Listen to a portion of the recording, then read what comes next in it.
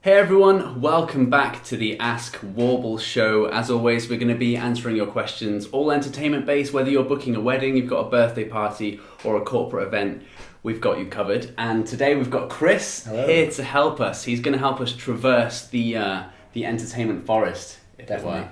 Cool, so yeah, we've got some questions for you. Are you ready? Yeah. Wicked, okay. Firstly, someone wants to know, can the band that they've booked play outside on the day? Yeah, it's definitely something that we get asked quite often. There's a couple of things that do need to be considered when looking into this. Most of the weddings and parties that we're booking are based in the UK. We all know what the weather's like. It's a bit unpredictable at the best of times. Yeah. Okay. The most important thing is making sure that the band or the act have got somewhere sheltered they can set up. Basically just protects their their equipment from the elements. So if there's any sort of sudden downpours, a backup plan's a huge thing that you need, just because it doesn't matter if you're in mid-July in England or in Scotland or in Wales. Yeah. It could rain. Absolutely. It could rain. Probably most bands will probably had horror stories about this kind of thing where, they've been made to set up somewhere and then all of a sudden they've got to move all their equipment. It's quite disruptive for the day as well. You want everything to run smoothly. So, having an area that's sheltered just protects their equipment, just make sure that you're going to get the best performance out of them as well. So cool. What about in terms of power? Because some bands will be able to play outside if you have like acoustic acts or things like that. They don't need to plug in and you just kind of let them loose and they do their thing.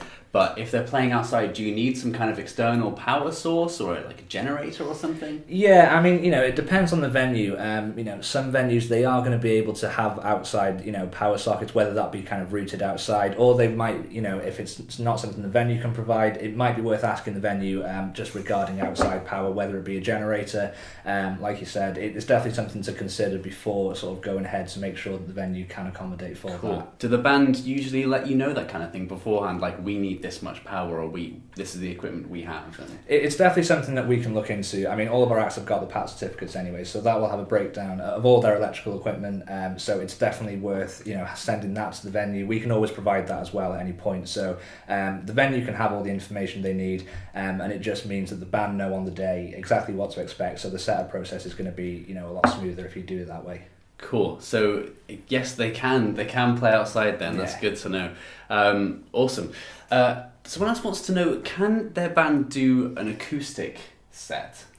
Yeah, this is more dependent on the band. Do make sure you ask your agent when you're inquiring, if there is a specific band that you are interested in.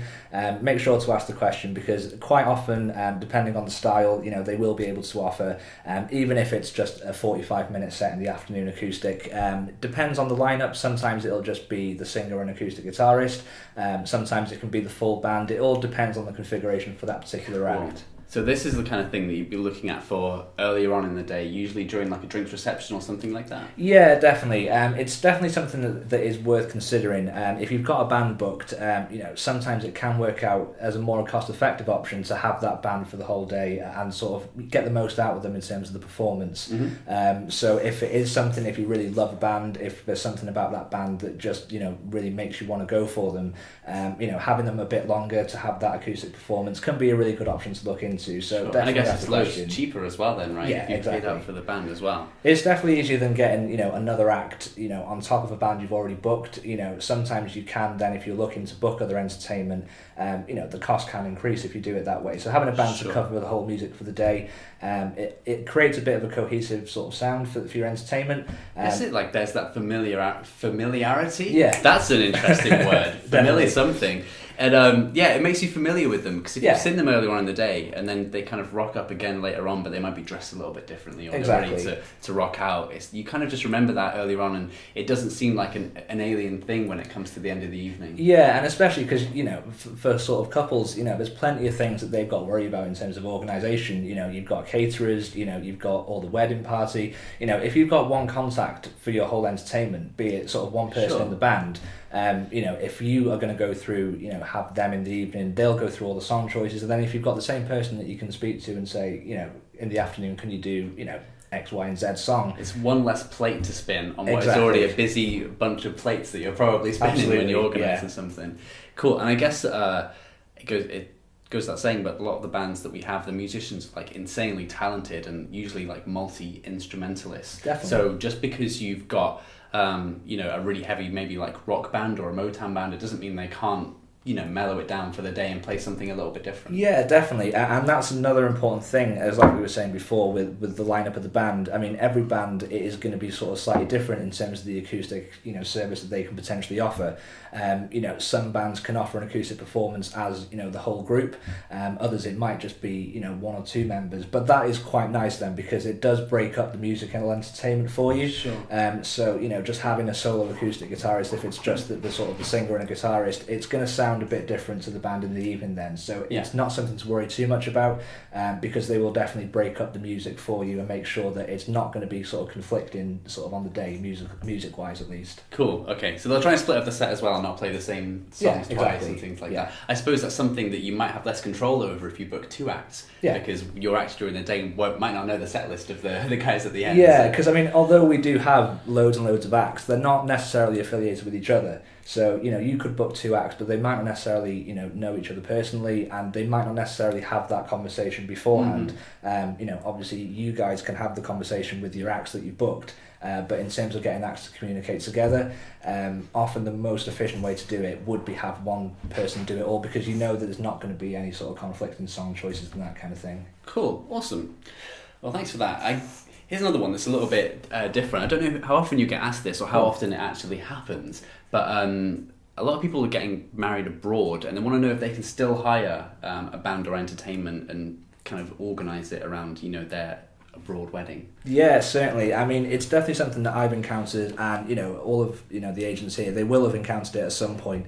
Most of the bookings we do are UK based, but we also deal with a lot of things abroad as well. There's no sort of restrictions in there. We do have bands that are maybe more experienced than others in this, but most of our bands, they are professional musicians and they will likely have done work abroad before. The main things to focus on, if you are getting married abroad, is mainly there's a few questions that you should ask and maybe be aware of.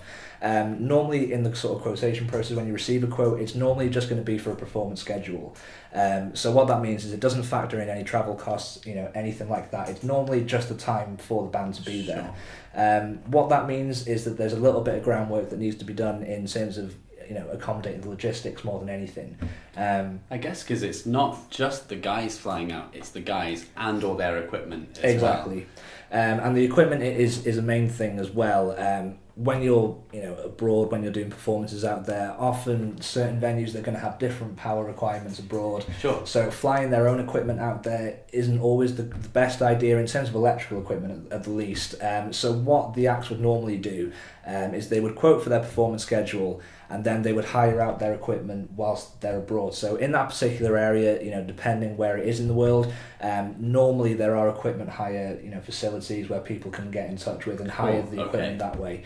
Another thing to bear in mind is, because they are just quoting for the performance fee only, everything else on top of that, it needs to be covered by the client.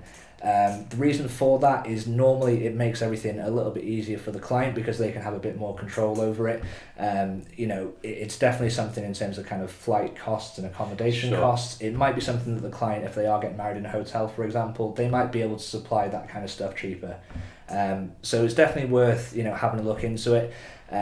Normally for acts, when they do book, normally it's 3 weeks before they'll get in touch. For abroad inquiries, we do like to put the acts in contact straight away. Okay. Basically what that means is you get that point of contact leading up to it, so you can always have that conversation with the band to make sure that everything's going to get covered.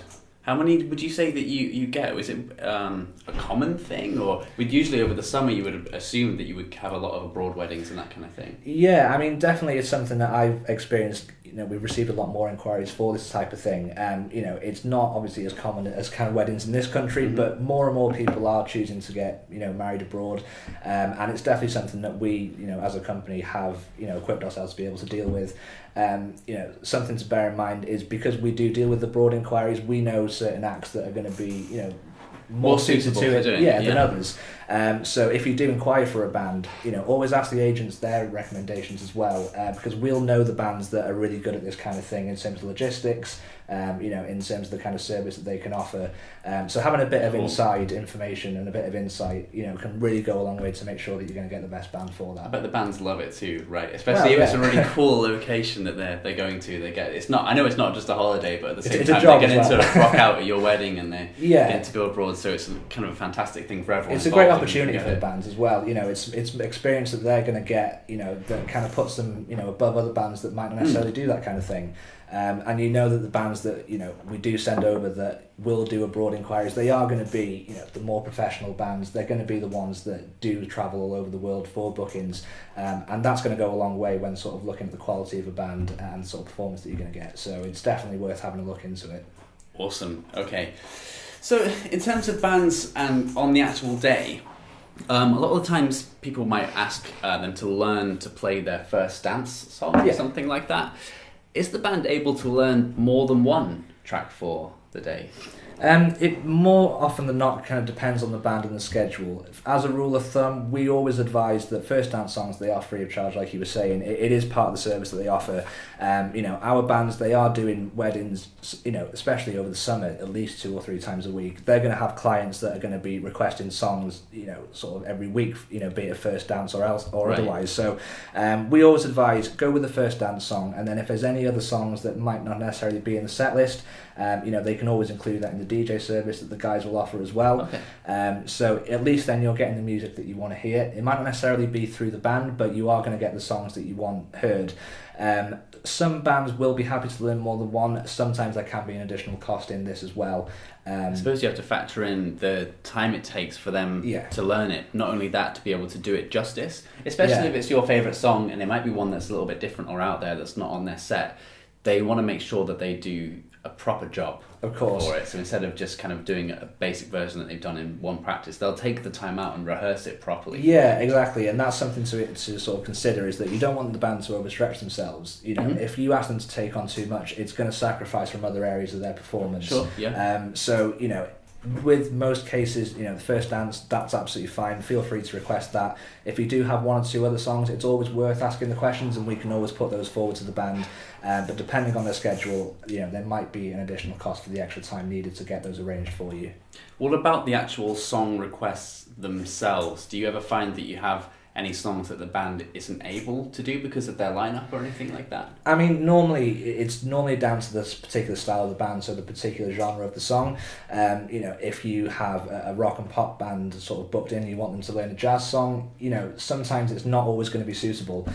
So if you are going to put a request forward, for a particular song, just be mindful of the particular genre of that song and whether you can picture the band actually performing that live. Yeah, because they will put it in their own style at the end of the day. Yeah, exactly. And sometimes it could work well the other way around. If you did happen to get a rock and pop band and you asked them to do a jazz song, they might do it in the kind of cool rock and pop style. Yeah, exactly. And it's definitely something, as long as you're prepared and you expect that, then that's absolutely fine. And it can put a little bit of a unique spin on the entertainment as well. Sure. So always ask the question, and we'll always be completely transparent as well in terms of what the band says in terms of the style. If they are going to have to change up the arrangement, if it's going to be more of an acoustic orientated performance, we'll be sure to let the clients know, just so you guys are aware of exactly what to expect on the day. And what about them learning first dance songs? Do you usually find that when they learn them and actually play them on the day, they do it in a kind of lower key acoustic style, or will they do it full band, or does it depend on the song? I mean, it does depend on the song, but quite often, first dances, it's a little bit, more of a kind of relaxed and often more intimate kind of moment. So, for bands, if it is a certain song, they might well incorporate it more into an acoustic style, just because it sets the scene a little bit better. So more often than not, if it's a song that is, going to be an arrangement where it might be a full band, they'll capture the essence of it, but it might just be a bit more of a stripped down vibe. And that'll be discussed, with you guys, leading up to the day as well. Fantastic. Cool. And as we know, a lot of the bands, almost all the bands and acts that we have videos or promo that we can look at on the site. Maybe it's videos of them performing live, it might be music videos that they've shot. Is there any more of these videos or any more promo that we can look at apart from that? Well, the bands, they do manage all their own promotional material. All the content that we receive, that is from the bands directly. So whenever a band does a new video or releases a new recording, we always get sent those straight away. So the profiles are always going to be up to date. So whatever you see on the website, that is going to be the best representation of the band. We do get it in the past where, people might be doing, sort of amateur footage at gigs and sort of, it's all distorted and it doesn't often give the best representation of the band. What we don't want to happen is for you guys to sort of find something else that might kind of necessarily put you off, and it's not because of the band or anything else. So we just make sure that the footage that we have and the promotional material is going to be the most accurate representation. Awesome. Okay. So in terms of the other promo on the site, I suppose that's not all that you can look at. There's obviously loads of pictures and shots that they might have had from live gigs and that kind of thing. Yeah, definitely. I mean, the pictures are a really good sort of telltale sign as to what you can expect from the band on the day. It gives a really good indication of their style, how they present themselves, and often how they interact with each other as well. Sure. A really valuable part of the profiles that we always recommend that you read is definitely the appraisals and the reviews from people that have booked them. Those are people that have booked the bands through ourselves, so it gives you a great indication of what you can expect. Hearing people's opinions is the most accurate way to get a feel for it. I suppose it's more than just the 5 stars or whatever that they give. It's the actual description of like what happened on the day, and what parts went well and why it went well, and you can almost see that happening at your own event or wedding. Yeah, definitely. I mean, it's definitely something that is worth reading, because if there is something that you might feel is kind of lacking from the promotional material, often the reviews can make up for that, because there might be gaps that get filled in those reviews. There might be certain comments that you read and you think, well, that's amazing, I didn't know that they did that, but that's really good to know. Mm-hmm. The reviews are definitely a really valuable source of information. Cool. I think another thing with the promotional material, it's a good indication of it. It tells you how much the act have invested in themselves in the first place, definitely, and how seriously that they take it, and on from that, how seriously they'll take your event or your wedding on the day. Definitely. I mean, if a band has put the time in to get really high quality videos, professional photography, great quality recordings, it does speak volumes for those guys in terms of their, professionalism and, in terms of the, like you said, the sort of commitment that they have to what they do. And that is only going to do wonders for the performance on the day as well. Awesome. Well, Chris, I think that's it for today's Ask Warble show. Thanks for joining us. Thanks. I think we made it through the entertainment forest. Yeah, definitely. As I put it, I know we're a bit colourful today with the sombrero, but we still made it through, even though I'm blinded by the colours. If you guys have any questions that you want us to go through in future, use the hashtag AskWarble or leave a comment down below and we'll get back to you in future videos. Thank you. Bye, guys.